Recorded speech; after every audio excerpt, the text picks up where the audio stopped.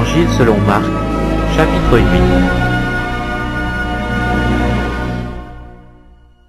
En ces jours-là, une foule nombreuse s'étant de nouveau réunie, et n'ayant pas de quoi manger, Jésus appela les disciples et leur dit : « Je suis ému de compassion pour cette foule, car voilà 3 jours qu'ils sont près de moi, et ils n'ont rien à manger. Si je les renvoie chez eux à jeun, les forces leur manqueront en chemin, car quelques-uns d'entre eux sont venus de loin. » Ses disciples lui répondirent : « Comment pourrait-on les rassasier de pain ici dans un lieu désert ?» Jésus leur demanda : « Combien avez-vous de pain ?» « 7, répondirent-ils. Alors il fit asseoir la foule par terre, prit les 7 pains, et après avoir rendu grâce, il les rompit, et les donna à ses disciples pour les distribuer. Et ils les distribuèrent à la foule. Ils avaient encore quelques petits poissons, et Jésus ayant rendu grâce, les fit aussi distribuer. Ils mangèrent et furent rassasiés, et l'on emporta 7 corbeilles pleines des morceaux qui restaient. Ils étaient environ 4000. Ensuite, Jésus les renvoya. Aussitôt il monta dans la barque avec ses disciples, et se rendit dans la contrée de Dalmanuta. Les pharisiens survinrent et se mirent à discuter avec Jésus, et pour l'éprouver, lui demandèrent un signe venant du ciel. Jésus, soupirant profondément en son esprit, dit : « Pourquoi cette génération demande-t-elle un signe ? Je vous le dis en vérité, il ne sera point donné de signe à cette génération. » Puis il les quitta et remonta dans la barque pour passer à l'autre bord.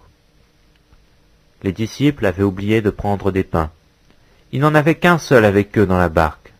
Jésus leur fit cette recommandation : « Gardez-vous avec soin du levain des pharisiens et du levain d'Hérode. » Les disciples raisonnaient entre eux et disaient : « C'est parce que nous n'avons pas de pain. » Jésus, l'ayant connu, leur dit : « Pourquoi raisonnez-vous sur ce que vous n'avez pas de pain ?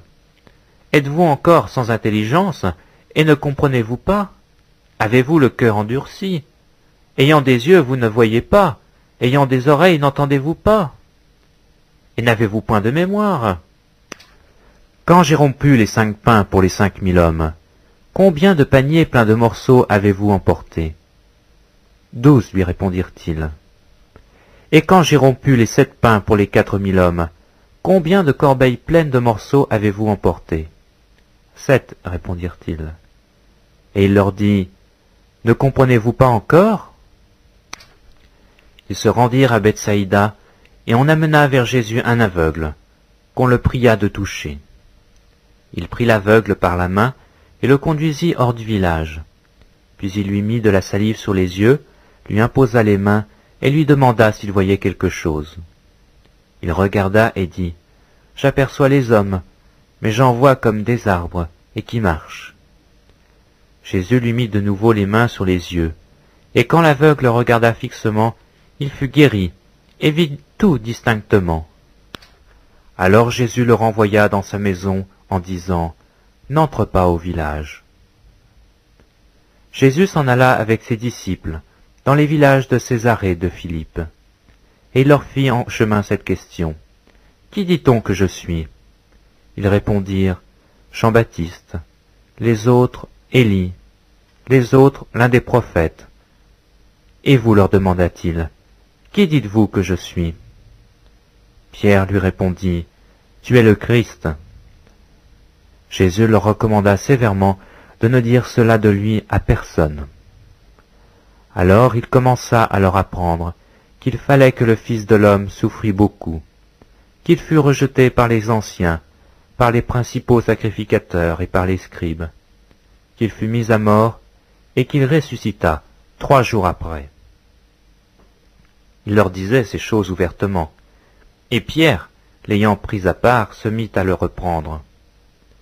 Mais Jésus, se retournant et regardant ses disciples, réprimanda Pierre, et dit : « Arrière de moi, Satan, car tu ne conçois pas les choses de Dieu, tu n'as que des pensées humaines. » Puis, ayant appelé la foule avec ses disciples, il leur dit : « Si quelqu'un veut venir après moi, qu'il renonce à lui-même, qu'il se charge de sa croix et qu'il me suive. Car celui qui voudra sauver sa vie la perdra, Mais celui qui perdra sa vie à cause de moi et de la bonne nouvelle la sauvera. Et que sert-il à un homme de gagner tout le monde s'il perd son âme? Que donnerait un homme en échange de son âme? Car quiconque aura honte de moi et de mes paroles au milieu de cette génération adultère et pécheresse, le Fils de l'homme aura aussi honte de lui, quand il viendra dans la gloire de son Père avec les saints anges.